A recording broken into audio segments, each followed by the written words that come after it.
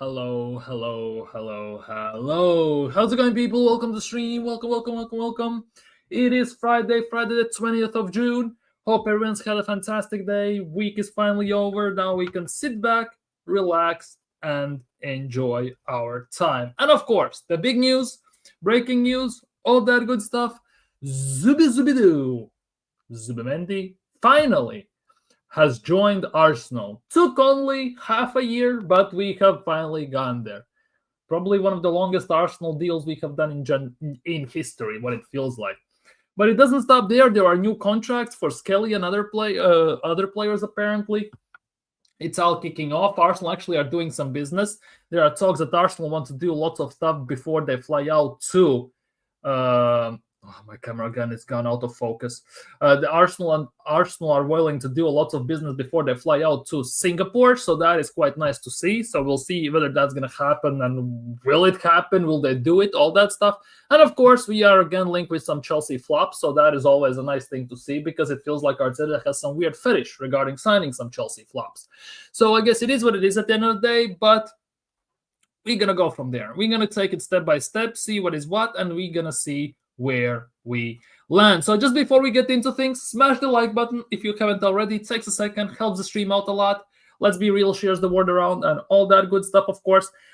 On top of all that, subscribe if you're new, aiming for 1,000 subscribers before we start the season. So in 2 months, we start the season. Hopefully we get to big 1K by then. And of course, leave your thoughts down in the live chat so we can tackle them, we can discuss them, and we can basically do it all. So let's see what we have on the agenda for today. Big up Big up Amia, big up Marlon. Hope you're doing well. I'm back. Exams done. High school done. Let's go. Ole. Finally, some freedom. Summer is here. The world is your oyster, let's say, right? The world is your oyster. But yeah, let's kick things off with the big news. 2 hours ago. It took 2 hours. It was announced 2 hours ago. But of course, Martín Zubimendi has finally joined Arsenal. Took a while. Genuinely took a while, but we finally got there. So we'll see how that goes. Arsenal and Real Sociedad have completed all the paperwork. Finally, for Martín Zubimendi deal, it is all signed. Zubimendi has completed formal steps of his move in London as he is the first summer signing for Arsenal. Hopefully a striker is next, and hopefully it's not some weird player, of course. Fees around 65 million euros paid in installments. It is about 53 million pounds, which are going to be paid over the odds regarding the release clauses, because release clauses were 51. We're going to pay more, just so we can basically pay in installments. So if we pay longer, we have to pay a bit over the top. I get the reasoning why. It gives us more flexibility in this window specifically. But I must say, finally, we can stop talking about Zubimendi. Finally, we can move past this. And now let's focus on a striker. Because this was one of the most frustrating things you can ever imagine. When you look at Liverpool, they just announced Florian Wirtz. They have signed Kerkez. They have signed Frimpong. They're signing everyone left, right, and center.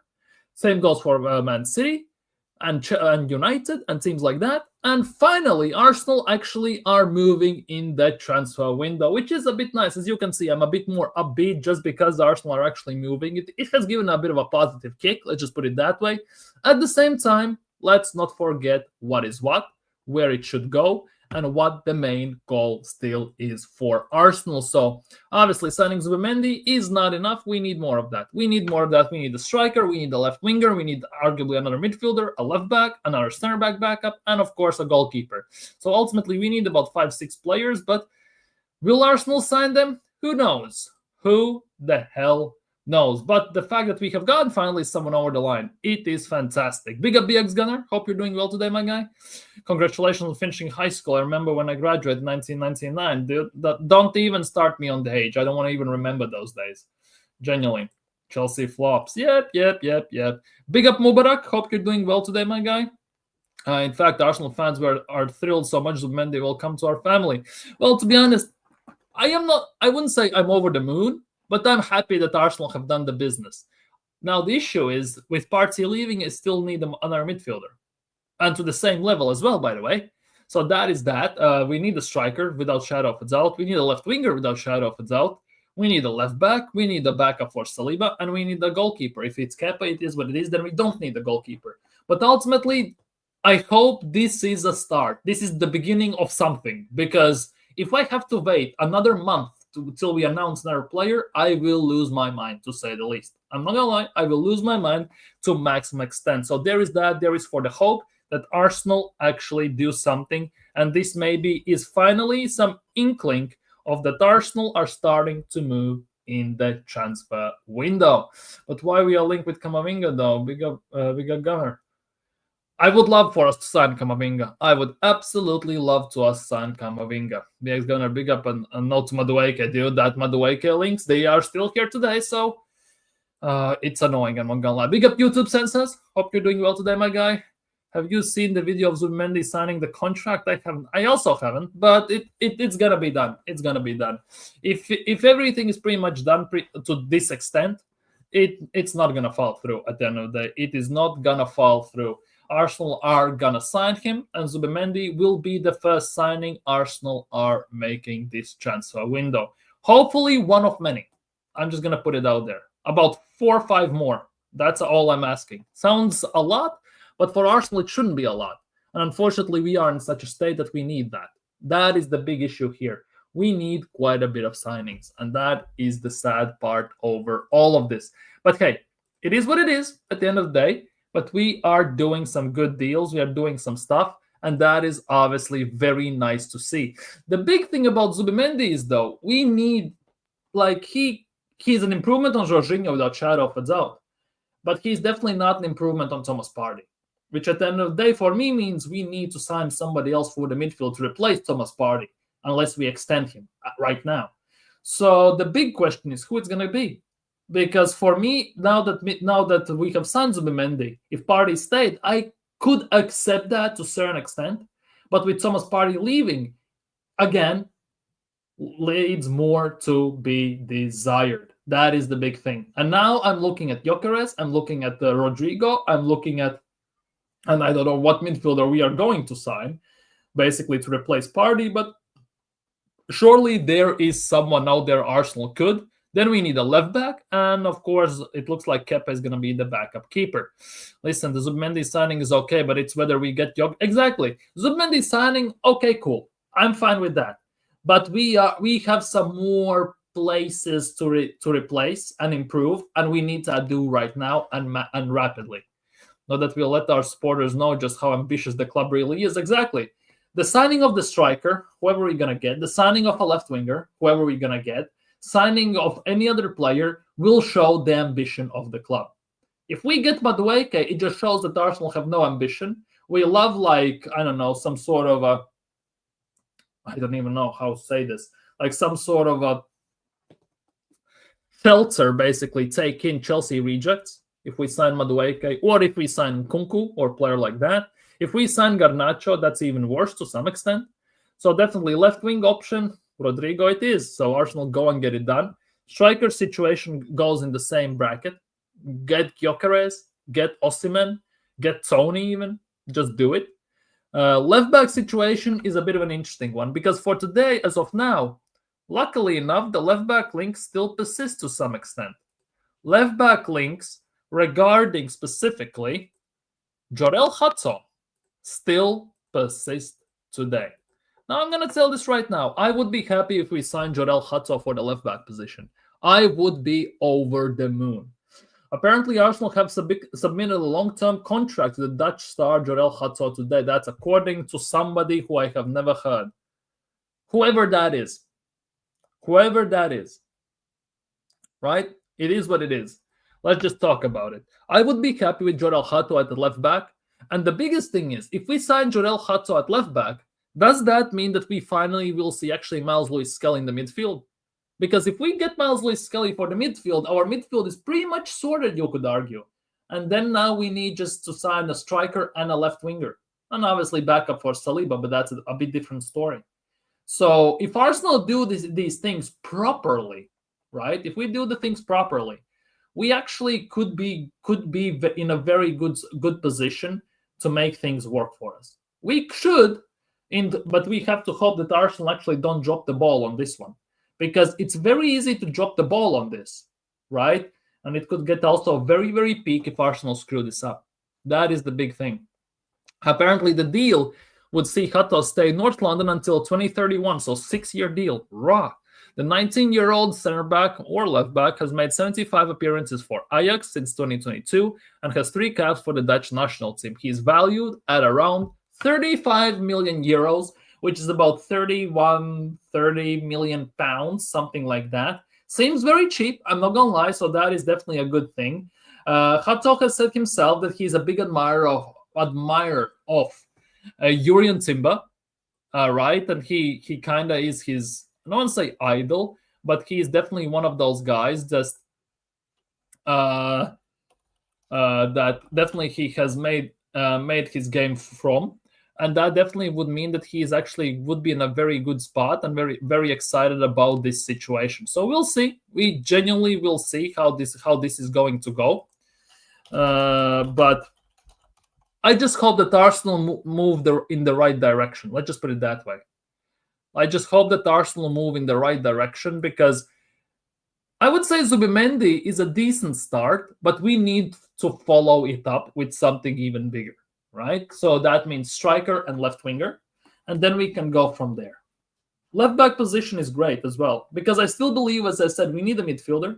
And we have midfielders in the team, so it kind of would make almost no sense in signing another one.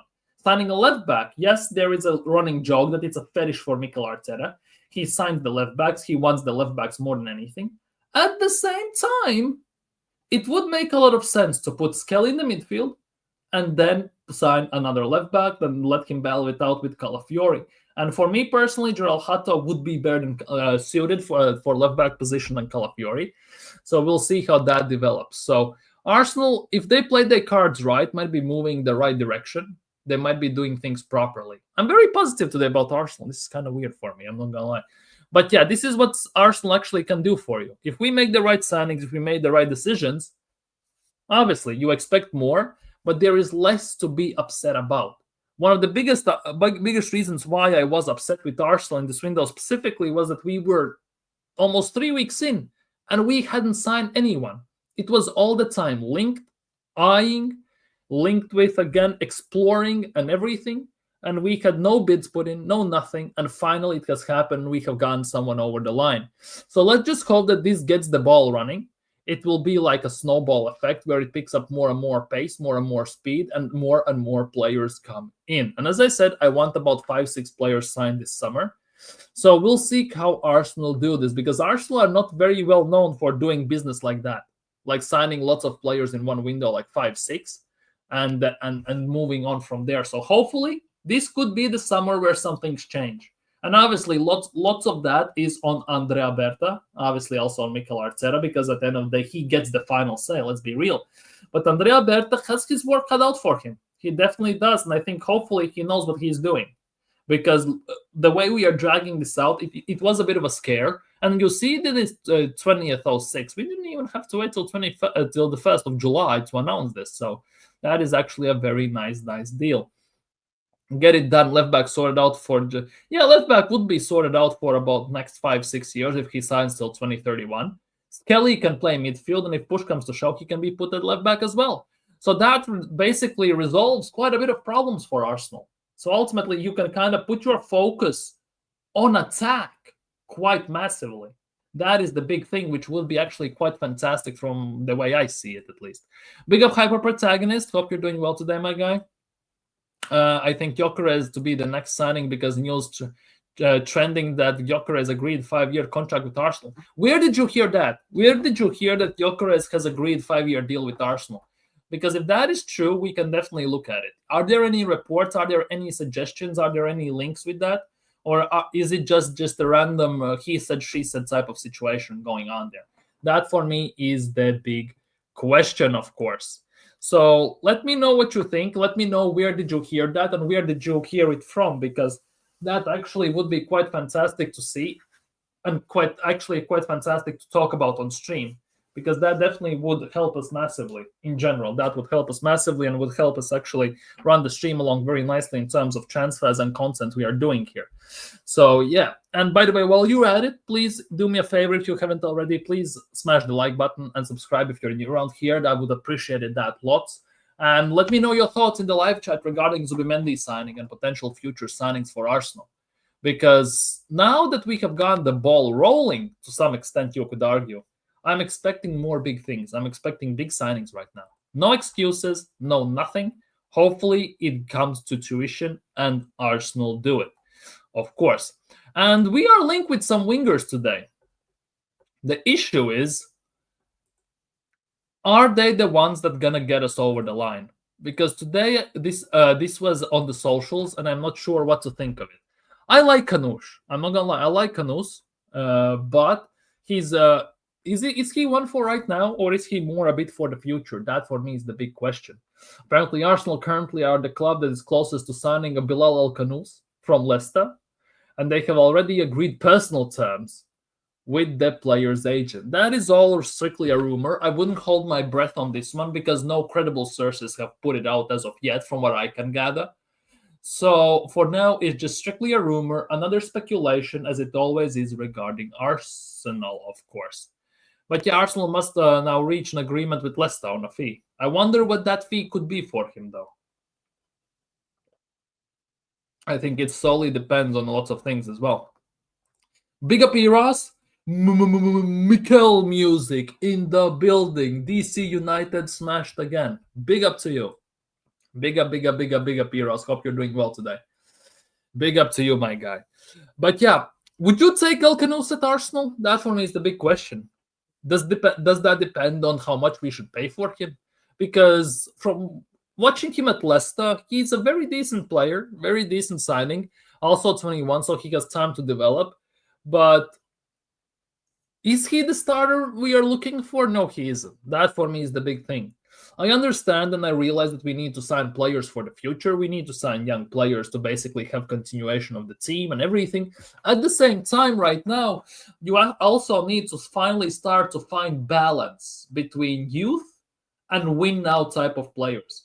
Because we should have signed win now players, well, let's be real. We should have signed them last summer and we didn't. We should have signed them the summer before, arguably, and we didn't.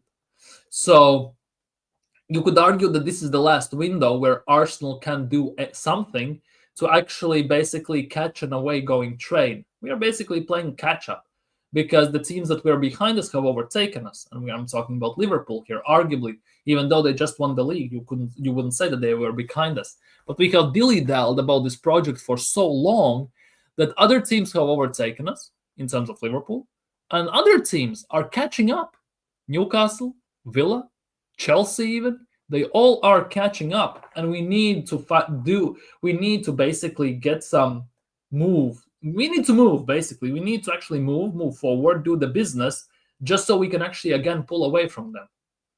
And that for me is the biggest thing. And this summer will show as well how big of an ambition does this manager have, does this board have, and does this club and owners have in general. Because if we sign Zubimendi and then we sign absolutely nobody in terms of stature, in terms of improvement of the team, it says a lot. If we actually go big and sign some massive players, it says a lot as well. So ultimately, right now, after the Zubimendi deal, it's a waiting game until we see the next player. Obviously, if it's Kepa, that's a bit different story. But I think that the striker we will sign and left winger we could sign, I think will tell a lot about Arsenal's ambitions and expectations from the owners for Mikel Arteta for next season. So is there a pressure on Mikel Arteta? I don't know. Is there pressure on Berta? I don't know. But this definitely will be a very, very confusing market. But there definitely will be opportunities for Arsenal to do the business the right way. And hopefully it's a positive way for us in the end. Mikel music. Yeah. Signed him and Hato up already. Rodrigo, get one of them done. And now, man, look, but like there are options. Now the big thing is, does Mikel Arteta see them as options? Does Berta see them as options? And at the end of the day, will we sign them? because it definitely, right now, we are only 20 days in, and it has been a massive roller coaster ride. Let's just put it that way. It has been a massive roller coaster ride in terms of waiting, in terms of links, and that was all just to sign Zubimendi and to some extent striker links. If we have to go through the same meat grinder once again regarding strikers as we already have, like, it's gonna be the end of days. Because I genuinely don't think that Arsenal fan base will handle the same type of situation going on with Arsenal regarding the striker position. Once again, we've been basically, it's like you basically, when you want to make a horse move forward, you basically dangle a carrot in front of their eyes so they can try and catch it, but they never do, right? So Arsenal have done it with strikers. If they do it again with strikers, like for the next 2 weeks, 3 weeks, it's gonna be hell on earth, to say the least, in terms of, at least from outside looking in. Did Arsenal sign Kepa yet? Nope, it's not been announced. Kepa. Kudus, Lookman, Leao. Yeah, there are options. Will Arsenal do the options? Because you know how Arsenal move. If it makes sense, Arsenal won't do it. And Kudus is more of a right winger than a left winger, to be honest. Big up G Wheels, by the way. Big up to you. So left wing position, Lookman, Leao, Rodrigo, there are options. Now the big question is, will Arsenal, for a change, actually move like a big goddamn club? As Kenny Kent says, are they going to put their nuts on the table and put a massive offer in just to get the job done? Because for me personally, regarding the Rodrigo situation, Arsenal just should drop an offer right now, just to make Rodrigo's head spin, just to make Real Madrid maybe consider their options. Because the starting 11 they put out against Al Hilal, for example, personally, I wouldn't say that was Xabi Alonso's 11. That looked like still the same Carlo Ancelotti's 11. It didn't look like Xabi Alonso did anything there. And Rodrigo started right wing once again. So if Arsenal want to move like a big club, cause a scene, throw spanner in the works, put a bid for Rodrigo right now. So Rodrigo, when he goes in the Real Madrid dressing room, he has a leverage right now already. He can say, well, if you don't want to play me on left wing, I'm out. So he just does so, and he has already a place to go. Because if we drag this out too long and the word gets around that he wants to leave and he is leaving, somebody else is gonna come and swoop in. Like, that for me is the biggest worry here overall. Big up Rich 99. Hope you're doing well today, my guy. Hope you're having a fantastic day. And if you haven't, please go subscribe to Rich 99 as well. Top guy and top content always on his channel. Of course, also an Arsenal fan. Signing no strikers in 6 years is a big yeah. That is the big thing. That is a big letdown. Kudus, yeah. Can't come anymore. No, they won't. Exactly. It looks like Arsenal are not going to be the big team, but hopefully they will. Kepa. Not with its ownership. That is the biggest thing. If this ownership want to show to this fan base that we are serious about winning trophies, go out and sign Rodrigo. Go out, put a bid in for Rodrigo. Go out, sign Gyökeres. Do the big deals. Do the big business. And if you want to be even more serious, go steal someone from them. We never go and just disrupt the flow of anything. Because if we were actually like a big team, we wanted to act like Real Madrid, that takes some of the best players from the big teams, like Barcelona and stuff like that.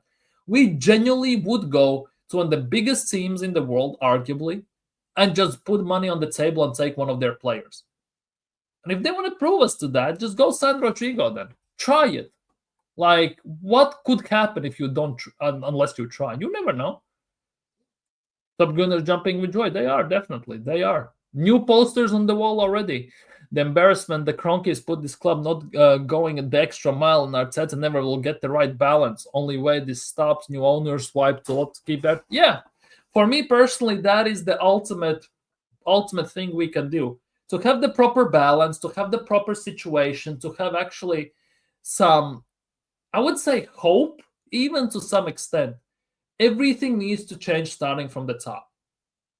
like owners, the board, keep Berta, of course, and then change the manager. And then we can talk. Because so far, I don't think KSC is gonna sell Arsenal. That is the big thing. And even if they would ask definitely about 7 to 10 billion. I would assume so. Because Arsenal, technically at the moment, if I'm not mistaken, is worth about 3-4 billion in general as a franchise in USA terms, which means they will want at least double that, at least the way I see it. So it definitely is it would need to be Saudis or some big oil magnate or something to come in and just do it. So until that happens, we could be in a big trouble. Trash has signing Kepa more garbage. Yeah, more Chelsea players. That is the sad part. Because if Kepa joins Arsenal, right, we will have signed 8 out of 34 or 33 players from Chelsea. That is 25% of signings Mikel Arteta have made at Arsenal that would be Chelsea or City rejects. Not to mention if we sign Madueke, it's going to get even worse than that. That is one of the biggest issues here. How comes Arsenal, and Mikel Arteta specifically as well here, thinks that some of the players that are not good enough for City, who win titles, for Chelsea, who are trying to get back, will be the ones that are going to move the needle and get us over the line in title races. Why do they think that? Players that were not good enough for some teams will be good enough for us. It's not like we're signing some top talent from those teams or something like that. And it's not like they improve our team as well. At best, they keep the level. But so far, it hasn't happened as well. We are basically Chelsea's piggy bank. We are a retirement home. We are a shelter for Chelsea and City rejects. That's what we are. Good is very dangerous on many parts. The Kudus, yeah, but he after basically moving to West Ham, he has changed a lot. I'm not gonna lie as well. He has changed quite a bit. But one thing that really Arteta needs to change himself, because for me it actually doesn't matter if we sign Kudus, if we sign Gyökeres, Rodrigo, Mbappe, Messi in his prime. Unless Arteta changes, nothing will change at the end of the day. Like, if he doesn't change his style, his view of the game, nothing will change. And the worst part is, we play like Everton under Moyes when Arteta was at Everton. We play for corners, set pieces, long throws, and we score just set piece situations most of the time. That's what's the most embarrassing thing. A player who has been coached by Wenger, who has been coached by Pep, and obviously David Moyes, who has played together with Ronaldinho and players like that, plays like David Moyes, plays like Sean Dyche. Like, that is embarrassing on its own. How can City still keep players like Gundogan, Silva, and we can't keep Partey, who is our all-around best midfielder and one of 5 players to play 30 games last season? Like, that is the most annoying and embarrassing, pathetic situation regarding Arsenal. Like, I know that City want to sell Gundogan. That goes without shadow of a doubt. But didn't they just make Bernardo Silva their captain? Or something like that? Like, they can keep some of their best players with ease. Arsenal cannot even keep their best midfielder. Like, why? What is the reasoning? Like, I would love to be the fly in that room when Berta, Arteta, and Partey sat down and they were discussing this deal. Because there definitely is something behind it that rubbed Thomas Partey the wrong way. Like, seriously. You're spending 100 million on a guy who might not start. Who we are talking about here? 80 to 100 million on a guy who might not start. Who is the guy you think might not start? Just straight up question. Sesko is perfect BS excuse to make new. Yeah, Sesko is the perfect excuse to basically prolong the process, the phases, and basically to give Mikel Arteta these last 2 years he has left on his contract at the end of the day. I think, Robo, if someone offered 4 billion to the Cronkies, it would rock them a bit. They turned down they turned down 2 billion from Daniel Ek, yes, and that was straight after COVID, I think it wasn't it, right? So after COVID, Arsenal have basically paid off all their debt, which means their amount has improved drastically. they have become a very sustainable model, at least money-wise, which has improved their value massively. And the thing is, see, you say 4 billion, but Arsenal's club worth is about 3 to 4 billion just right now. So paying point per point value won't be enough for Kroenkes. That is the biggest thing. That for me is the biggest thing. They would need to offer an insanely bigger, substantial amount of money. The rumored approximate value of Arsenal currently is even more. 3.6 billion. 3.6 billion pounds. Around something like that. 3.4 to 3.6 billion pounds. That is a very, very large amount for Arsenal in terms of where we were when Kroenkes just bought the full ownership for 550 million and a bit on top of that. So they have come a long way. So if they would want to sell Arsenal, if it came to that, they would need about 7, 8, if not more billion offer, and I don't see anyone paying that. And Kroenkes have said themselves they are not selling Arsenal no matter what, which is also quite worrying.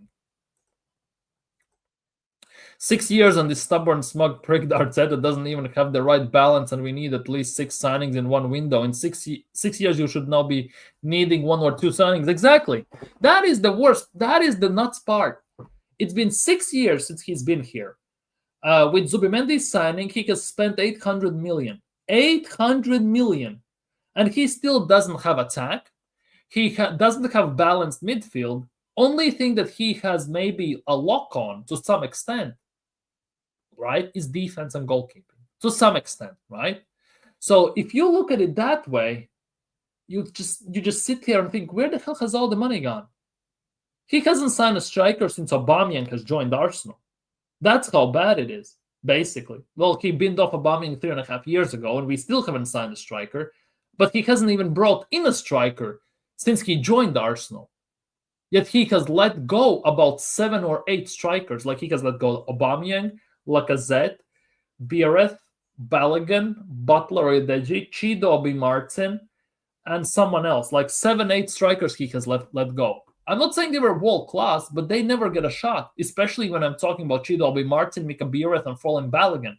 And of course, Butler Odeji as well to some extent. Like he had options. He just selfishly chose not to use them. Because for me, I kind of get a feeling that he doesn't know what to do with an out-and-out striker. That's why he wants these makeshift type of Swiss Army knife type of players who basically can do everything. They don't excel at one specific thing, but they do good in multiple positions. Because he wants to play this possession, keep around, free-flowing football, which he doesn't even do anymore. Which is the most insane thing overall, if you think about it. We could sign the Messiah. If Arteta don't change his tactics, we will still ain't winning shit. Arteta is still the biggest. Yeah, exactly. We can sign whoever we want. We can go back 10 years and sign Ronaldo in his prime, Messi in his prime, David Villa, Luis Suarez, Kante, like all the best players in the world in their prime, Sergio Ramos and everyone. And we still would not win anything just because of the manager. I don't think with Villa having PSR issues at the moment, I can see Arsenal trying to go for Marco Asensio, even instead of Watkins as well. Isn't Asensio back to PSG, or Aston Villa exercised the option to buy him? Because I don't think there was an option to buy. Cheaper option, I can't see PSG keeping him, and he's Spanish. Yeah, if that's the biggest thing, he's Spanish. That is a big worry. I'm just gonna put it that way. Arteta doesn't know how to play a plan B. You're right, Rob. It doesn't matter who we sign, and next season City will win that league. Well, the next season, it looks like it basically at the moment is shaping up to be Liverpool versus City once again.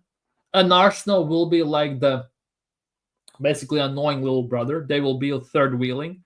And if we get lucky, we will stick around. And at the end of the day, the way I see it, we will be top 4. Maybe. I can see us finishing 5th as well, still. because there are still some big issues to replace, because if you look at what Liverpool has done in general, they let go of Kelleher, Elliott, Kwanzaa, Robo, and Trent, right? They have replaced them with Mamardashvili, Kerkez, Frimpong, Wirtz, and they are looking at potentially Osimhen, Gyökeres, to someone to use to replace Nunez with.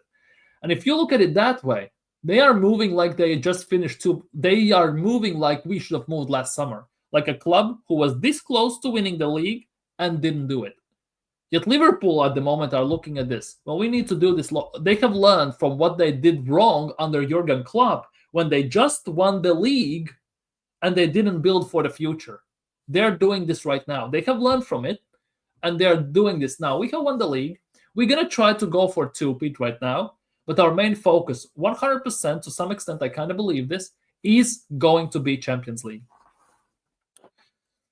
Liverpool, Kerkez, Bellingham, Frimpong, Issa. Yeah, if they get Isak, it's curtains. Yeah, come on. Kudus. Big up Mabas. Hope you're doing well today, my guy. Hope you're having a fantastic day. We got Game 7. Yes, we did. Pacers blew out the Thunder last night. Let's see what's going to happen. Let's see what's going to happen in Oklahoma. Technically, Pacers are a better away team. At the same time, they haven't been too convincing. How much Halliburton's injury is going to handcuff Pacers as well is going to be one of the biggest question marks overall. I think OKC is going to take the cake, but if Halliburton actually manages on painkillers and injections actually to have a very decent game, I think they could do it. But at the moment, it looks like it's going to be Shai Gilgeous and Oklahoma is going to win it all. And Gilgeous-Alexander is going to do what the starting 11 of Westbrook, KD, and Harden failed to do: win the NBA Finals.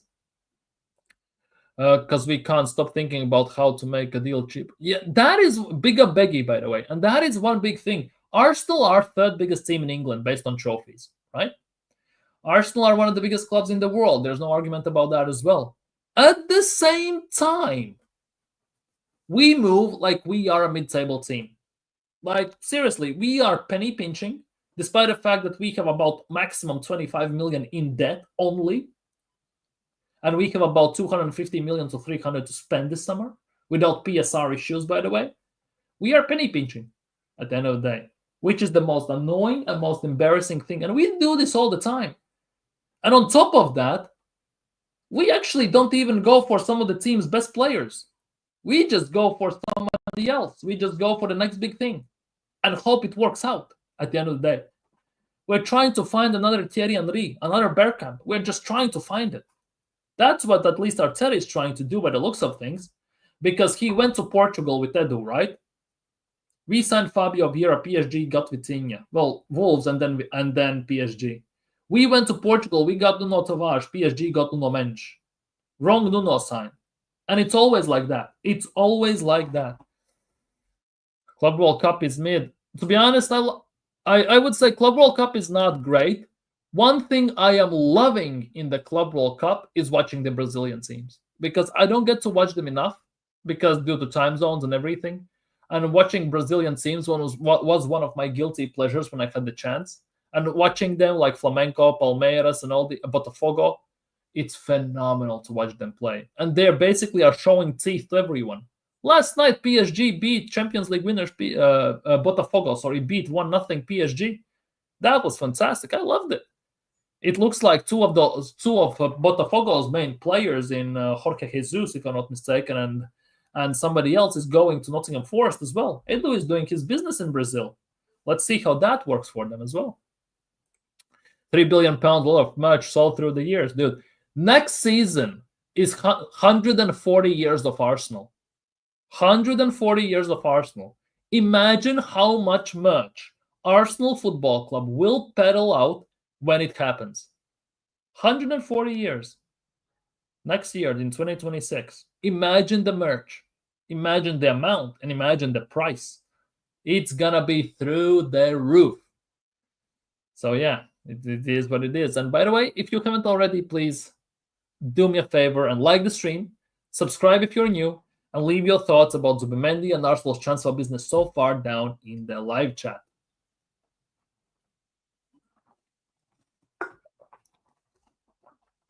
Merch FC, Fashion FC, Business FC, Nightclub FC, like Poker FC, as we saw a few days ago.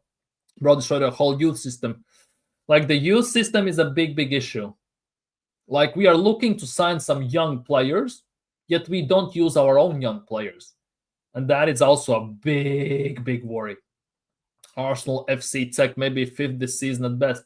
There are some that. Yeah, and Liverpool are looking at Marc Guéhi as well. They're replacing Kwanzaa with Marc Guéhi. They will have, again, similarly like City to some extent, they will have starting 11 and bench who can rotate genuinely effortlessly. And they won't lose too much quality. And that is something Arsenal need in desperate levels and to maximum extent. Because once we make subs, our team drops off a cliff. Our starting 11, there are some issues, but it's decent enough. The backups, the subs, oh my God. Our quality drops off a cliff and we absolutely disappear. OKC wins, Alexander. Let's see, Ross, let's see. Arsenal literally getting memed every day. The only thing releasing their youth, even like it's nuts. Yeah, hit the likes, people. Subscribe if you're new. Through the Brazilian teams, Brazilian teams. It's phenomenal to watch, especially if you love football and you don't get to watch them a lot. It's fantastic, and they're showing teeth to anyone. I would say the best part of the Club World Cup so far have been all the Brazilian teams. Flamengo, Botafogo, Palmeiras, they are doing this tournament. They're making this tournament interesting for me personally because they are doing what it should be doing and they have more motivation than most of the teams to play. Yes, the final prize is 100 million. And I think for the most teams, it goes much further than it goes for some European teams. 100%. I read today, by the way, on the socials, I read that Santiago Bernabeu, right, is making Real Madrid 1 million per day. 1 million per day, which means that every year they make 340 to 360 million just from the stadium stuff alone. Because there are restaurants in the Bernabeu, there are shops in Bernabeu, they have obviously concerts in Bernabeu and everything, like activities. They make 360 million a year. They make more or less million a year. It's actually kind of nuts.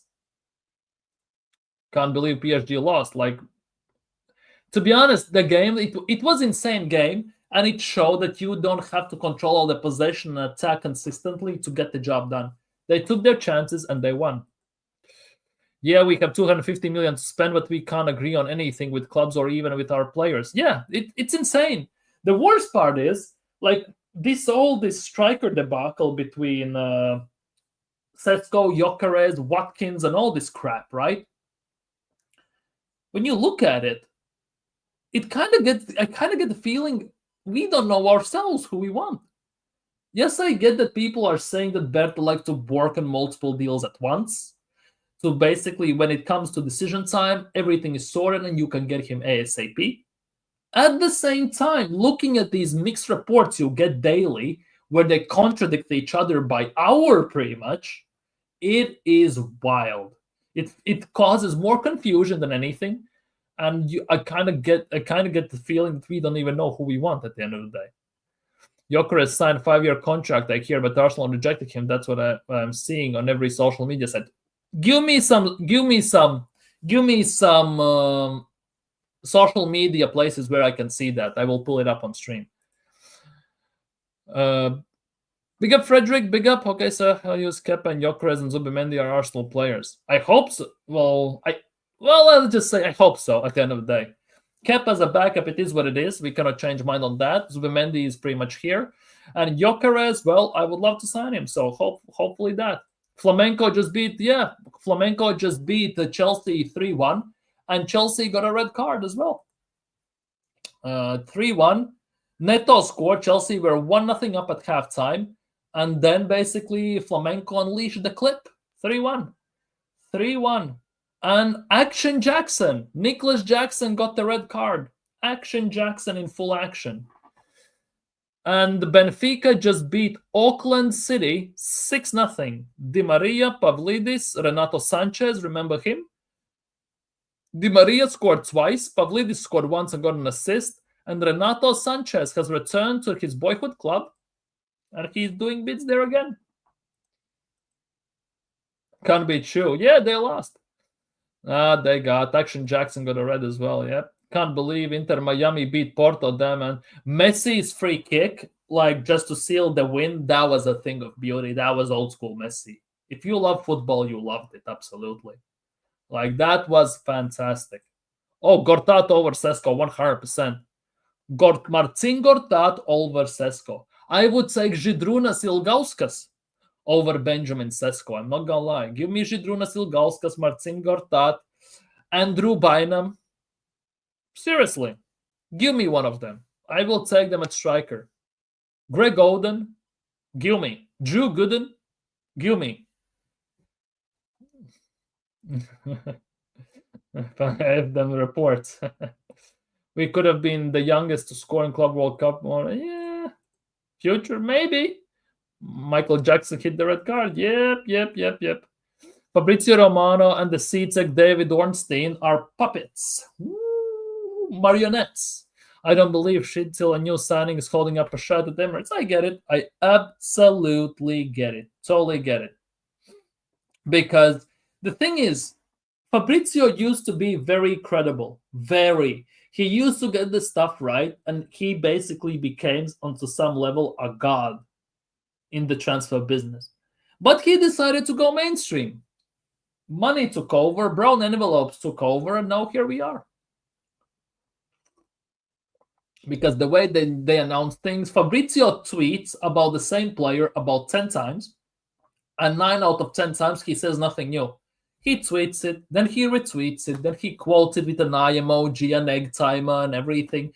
Then he puts the team, another quote tweet with egg timer and team colors into like blue and white if it's Chelsea, red and white and red if it's Arsenal, and stuff like that. And it goes just in a circle. And then in 2 days later, he does the same thing. He tweets the same tweet, just rephrased in ChatGPT, adds a different image, and here we go. It's an extra bucks in the pocket. Robin Club World Cup in your face. All that. Facts, Greg Golden then. One of the players who that was one of them. Like, still, like, Greg Golden was one of those. Just like was it Brandon Roy?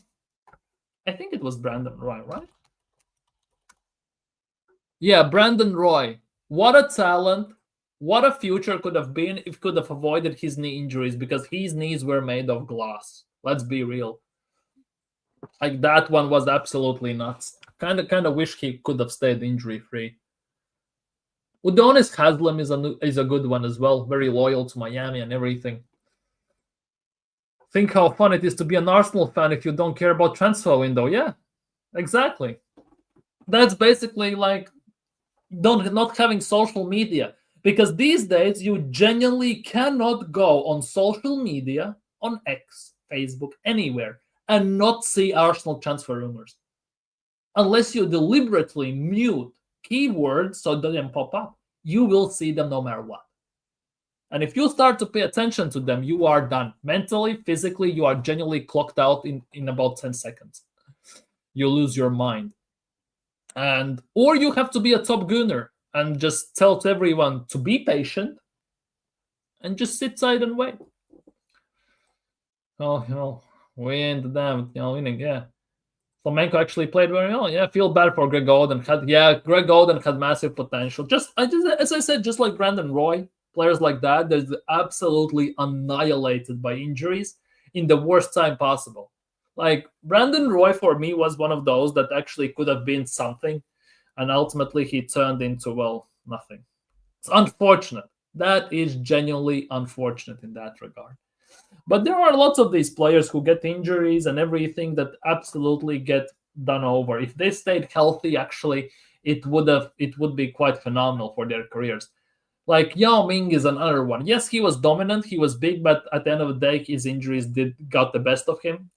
You could say same about Kristaps Porzingis, because if he is fully on and he's not injured, he is arguably top 10 power forward in the league, without shadow of doubt. One of the top 15 in all the positions in NBA.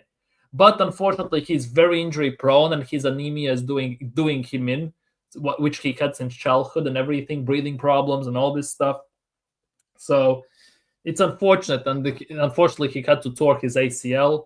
Same can be said about Derrick Rose, because that guy, for me, that was one of the biggest heartbreaks I have ever experienced when he tore his ACL, and the Windy City Assassin was out.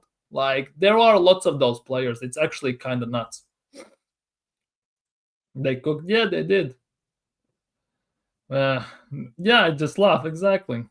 You remember Martial debut for Man United scoring top class, but we got to talk about the best Prem debuts in the video. we could. Martial was the next Thierry Henry, wasn't he? That has gone well. The next Thierry Henry. Where he plays even now? Greece? Turkey? Kristaps, Wizards legend. Oh, 100%. 100%. In Wizards team, he basically was one of the centerpieces, if not the centerpiece, even over Kyle Kuzma. And Bradley Beal to some extent, because Beal was injured quite a bit. And he took the spotlight, he embraced it, and he was fantastic. The big question is, where is he going to go right now? For me, the biggest thing is, where is he going to go?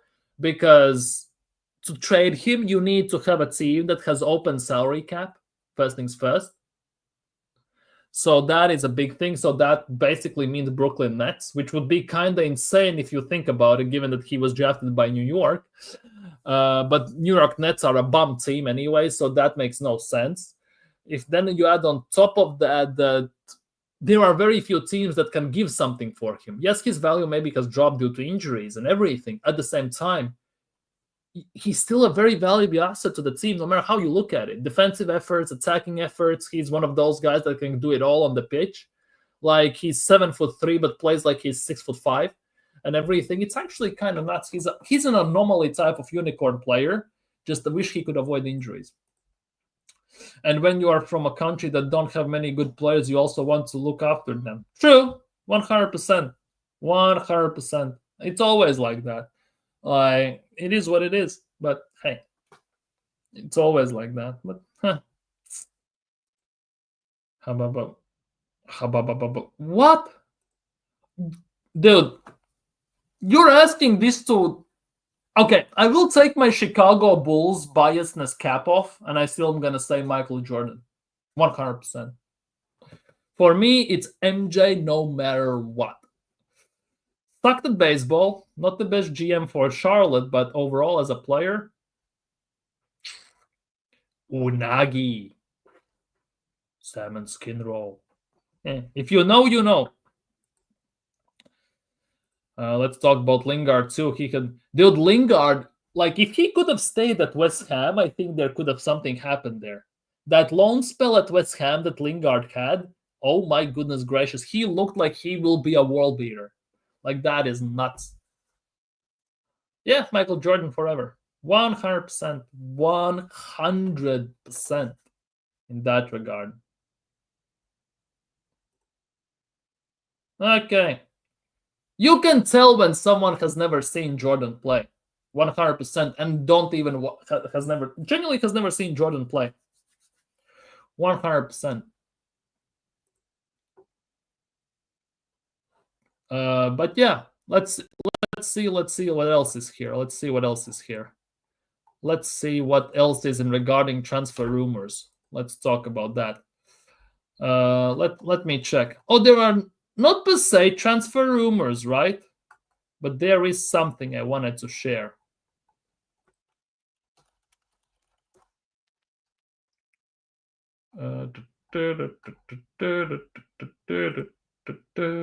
Give me a sec, I will find it in a second.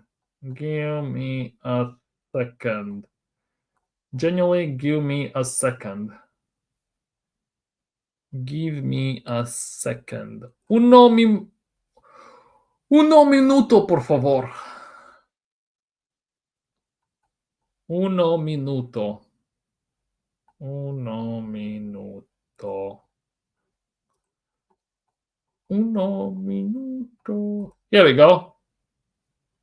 Here we go. I'm gonna share this because this for me is very funny. Just for me, this is very funny. Big up Lee Gunner. Big up Lee Gunner. Look what egal means in German. This is what egal means in German. Pavard was forgotten that World Cup goal was top class. Yeah. Pavard's goal was top class, according to the reports. No. It's not a Chelsea or Man City reject. It's not. This is egal. This is a Lee Gunner's tweet to egal.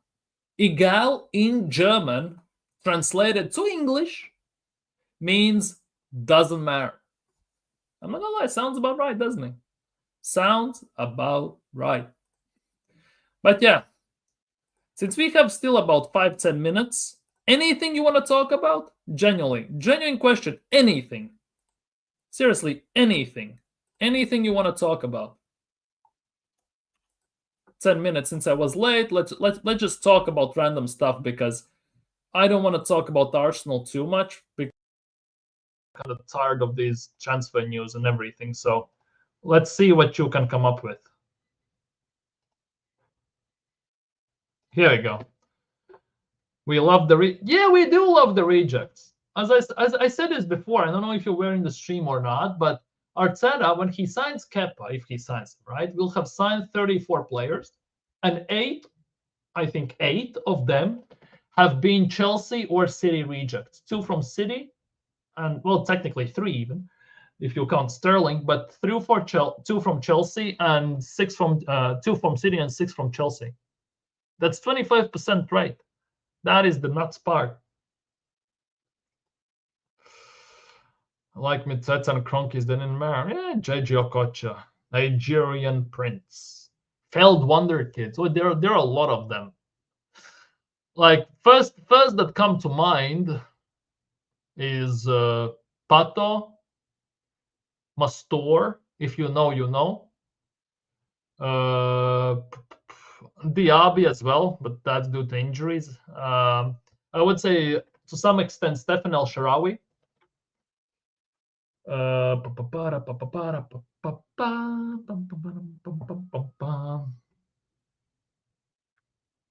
Pato was cold. Pato genuinely was cold, 100%.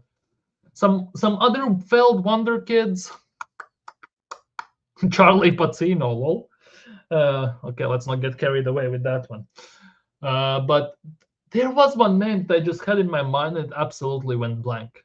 I genuinely, Eros, talking with Eros about the NBA has put me in an NBA type of mood. So my football has genuinely just somewhere swam away, basically. But yeah, people, if you haven't already, please do me a favor. Subscribe and like the stream and everything. We can talk about football, NBA. We have about 5-10 minutes.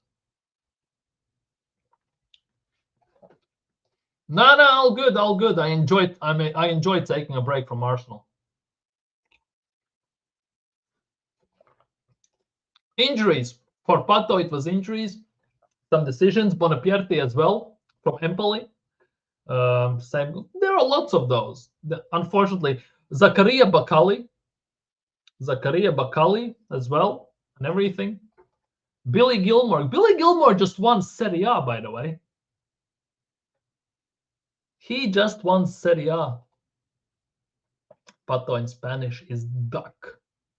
Duck goose.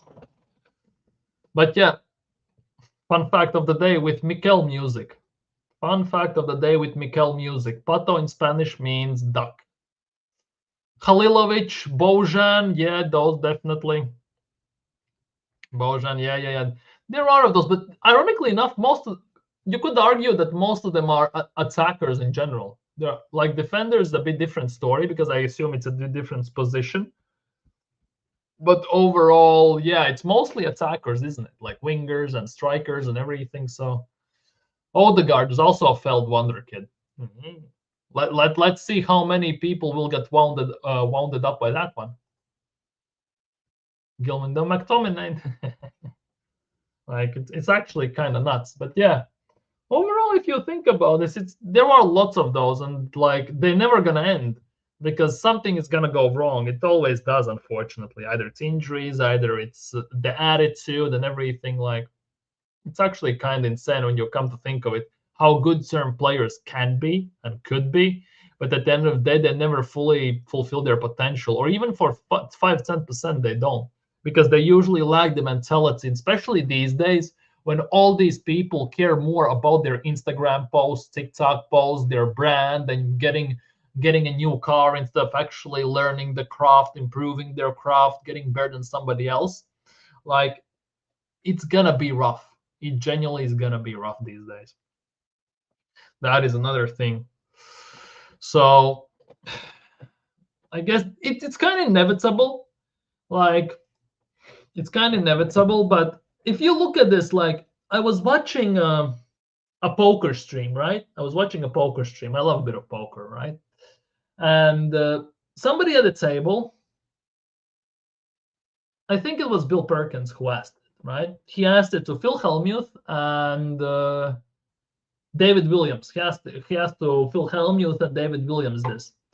And he basically asked, do you think that the technology, right, development of the technology, the pace of development of it, is helping the humankind, or is it destroying the humankind?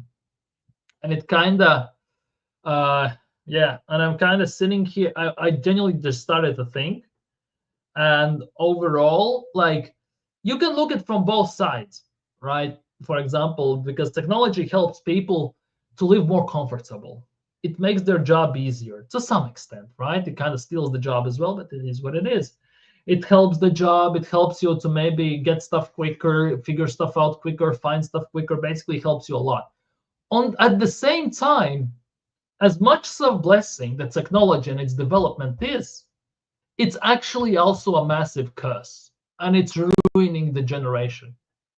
Because I can speak only from my experience, but I grew up in a time where technology, it was there, but it wasn't developed, right?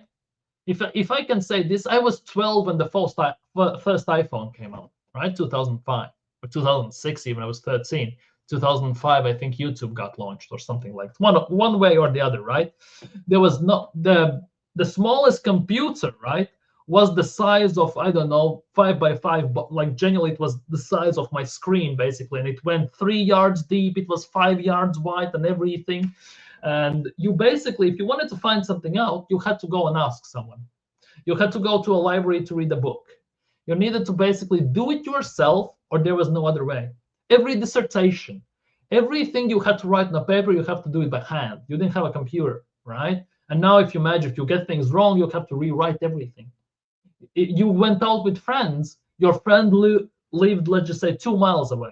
You couldn't call him. You had to go and meet him. And if you go all those 2 miles and he says, well, I didn't do my homework, so my mom doesn't let me go out to play, you have to go home back with your feet. God damn it, it's 4-mile walk at the end of the day. Like, the technology, as much as it helps people, it actually makes people dumber. I'm gonna say this because people are getting used to find and figure out things the easy way. Because it takes literally 2 seconds to find the answer to almost every single question you have about the world and in general. You just Google it, put it in Chat GPT and everything, right? Back in the day, you couldn't. You had to read, you had to figure out, you had to make your own conclusions, you have to figure your stuff out on your own. Like, that made your brain think, that made your brain develop, and that kind of prepared you as a human for the future, your future endeavors and everything. You had to figure stuff out. You were basically able to think quicker on your feet. You had to communicate with people to find things out. These days, and I can tell also from experience because I see it pretty much daily as well at my home and even on the street and everything, teenagers and kids these days, as soon as they have to take away their phones and they actually have to ask someone face to face a serious question, they shit their bed. They shit their pants instantly. They're afraid. They don't know how to do it. They don't like to make phone calls. They only communicate via text messages. They genuinely get massive anxiety instantly. And it is coming to a point where at times, like, I look at these things and just look like, what the hell is happening? Because I know people, I know teenagers, 15, 16, they should be able to make a phone call to a doctor to make an appointment. They should be able to schedule something through phone. And they don't. They genuinely don't. They always ask, can you do this for me? Can you call this one for that? Because as soon as they have to talk and everything, use full sentences, they have to express themselves, they have to communicate their body language and everything, they shut down. Like, seriously. And the TikTok brain is the worst one. The attention span of maximum 5 seconds on a TikTok is actually kind of nuts. They just sit there and just it's kind of nuts. So as good as technology is, it's actually kind of ruining everything to some extent. It makes people more lazy and dumber. I would say that. Of course, you can counter argue. If you use the technology to educate yourself, by all means do it, because that's advantage for you. You use the easiest ways to get information to make yourself better, right? At the same time, none of them want to do that. Most of the people just put in ChatGPT, oh, tell me the shortest way in Roblox, how to go through this house to get to the final destination. Oh, tell me like this and that, or what's the hair amount on a cat's tail, or something stupid like that. It's the attack players because they know. Yeah, exactly.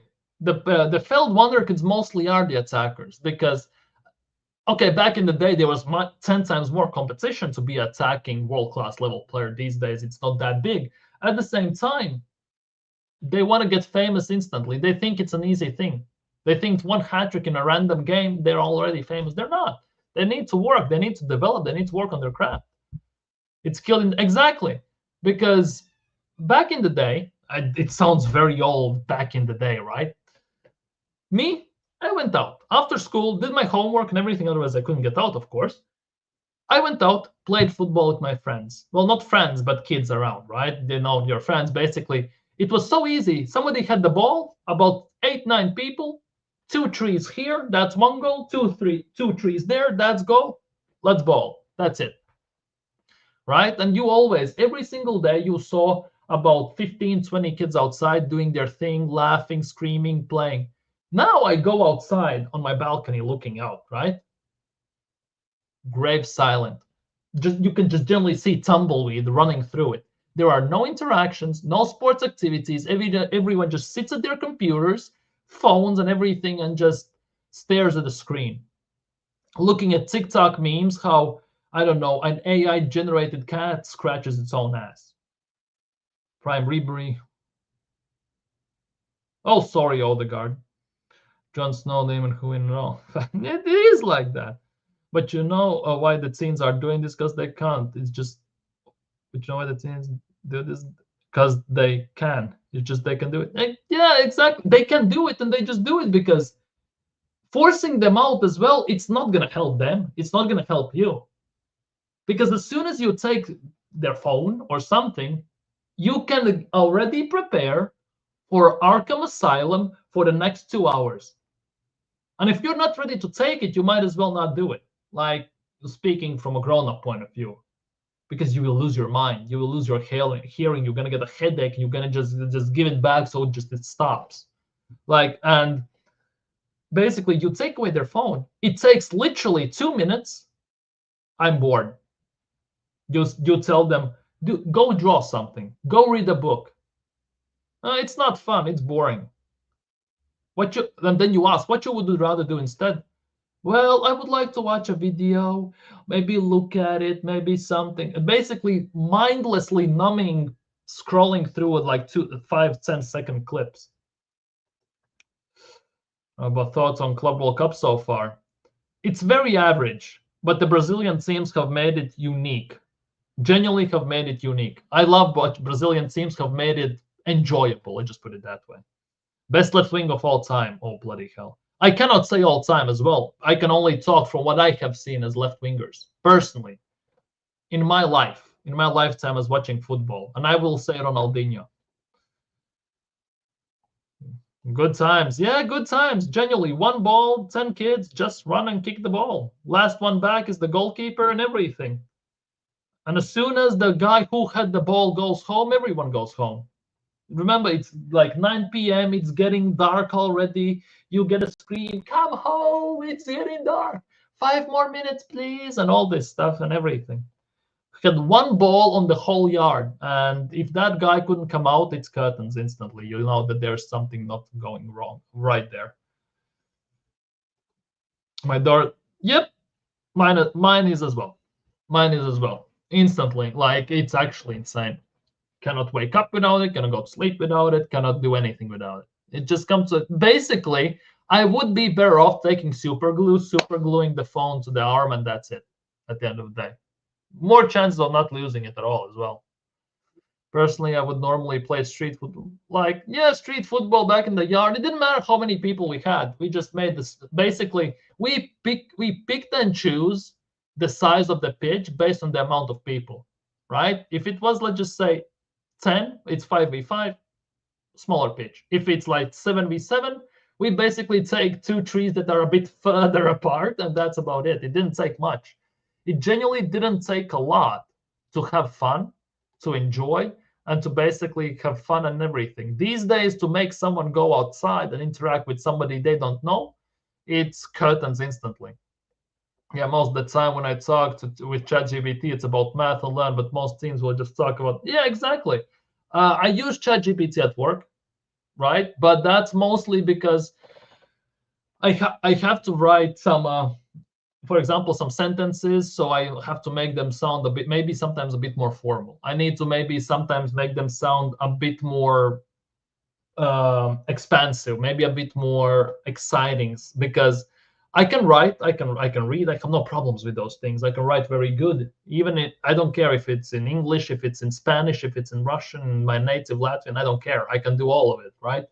But sometimes I need some help, and I just put it in and just say, give me examples how to improve on this and stuff like that. It's usually just work related, but I just never do anything regarding just random stuff that I don't give a damn about. I do that half the time when I watch the Game of Thrones, Supernatural, or Friends. No, I'm a true. When I was a child, we had 2 trees near each other, and that, yeah, exactly, that's the goal. That's it. You didn't need much. We also had the thing that we had one tree, and the other one, somebody just cut it off, right? Because it was old and it was starting to mess it all up. You know what we did? We put genuinely a bag there, like a school bag, right? And everything we put there. And whenever the ball flew over the bag, there were always 5 to 10 minute arguments, whether it was a goal, whether it was outside, whether it hit the post. And at the end of the day, we came to a conclusion every single time. It didn't matter what was the situation, always 5 to 10 minute argument. And then it's a penalty. And we all know we were small, like we take a penalty, 5, 6 steps, that's a penalty. It didn't matter if it was 2 yards out, it was 1 yard out, if it was 5 yards out, it's a penalty. Just so we can end the argument and keep on playing. Because obviously after school, you get home, you go out, the time is limited. You kind of have to move on. I play Cam, big up to you. Simple life now. Yeah, simple times. None of this BS that we have right now. None of this time. Like sometimes, it's a weird thing, right? The people say the more options you have, the bigger variety you have, the more chances you have, right? But sometimes simplicity is the best thing you can ever get. And at the time, it was either you sit at home and you play with your toys or something like that, or wherever, or you go out literally and just kick the ball around. After I even had school, I went to my football practice or whatever. I came home, I did homework. I had even half an hour left or an hour left. I was dead tired, right? But I saw my friends kicking the ball out. I didn't care. I was asking for it to go out because I wanted to do it. I wanted to interact. I wanted to have fun. I wanted to enjoy myself. These days, it genuinely is a chore to even ask someone of the ones I have to even go to the shop and buy something. And the shop, literally 2 minutes around the corner. Seriously, that's about it. Oh, I'm tired. Oh, I don't want to. Genuinely tired from sitting on ass all day and doing nothing. Just scrolling through TikTok. That's what makes them tired these days. I think we all used to school. Yeah. It is like that. If you didn't have a post, like if you didn't have the goalpost, you definitely do that. Bring Marlon to the carpet. But today, if we don't have a professional pitch, they will not go out. Yeah, I think that is also one of the biggest reasons why, specifically, football has died to a certain extent. That's why players who have a bit better technical ability are some of the best ones you enjoy watching. More like Cherky, Yamal, and players like that, Savio even, because back in the day, it was street football where you learned your craft, and then over time, if you are good enough, you went from school academy to a proper academy. These days, as soon as you can kick the ball, parents push them into academy, and they have no street smarts, they have no idea what the skill is and everything. And to add on top of that, everything they knew about football in terms of having fun, it gets coached out to them to a certain extent where they forget to have fun, and it becomes a job, a chore, and everything. And it's like, if you don't do it for fun, like what's the worth doing it for in general? And it's on parents as well. Like seriously, and it's on parents as well, because they put so much pressure on the kids. It's actually kind of wild. They think that their kid is gonna become the next Messi. Like, I don't want to diss anyone's kid, but he's not. Like seriously, he's not. Like to become the next Messi, you genuinely have to be at 3 years old. You have to be better than most players that you have ever played. It's actually kind of nuts. But yeah, I think on that note, I'm gonna end the ramble today. It was nice chatting with you guys. Went a bit longer than it should have, 15 minutes longer, but it was fun. I absolutely enjoyed it. So thank you guys so much for watching. Thank you guys so much for being here. And if you haven't already, please smash the like button. Subscribe if you're new around here and everything. Leave your thoughts down in comments below. If you're watching this as a playback, I'm gonna see you all tomorrow. See what tomorrow brings. When I played, I was chilling as a goalkeeper. Big up to you. I was never the goalkeeper. I was always the striker or right winger or left winger. Always. Because I was the bagsman. But yeah, big up to you all. Big up to you. Hope you had a great time today here, and I hope you had a great day today, and I hope you're gonna have a great day tomorrow. But for today, I am out. So take care and see you very, very soon.